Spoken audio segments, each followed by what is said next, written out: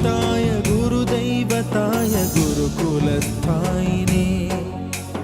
गुरुविक्रमाय गुह्यप्रवराय गुरवे गुणगुरवे गुरुदैत्यकलक्षेत्रे गुरुधर्मसदाराध्याय गुरुपुत्रपरित्रात्रे गुरुपाखण्डखण्डकाय गीतसाराय गीततत्त्वाय गीतगोत्राय धीमहि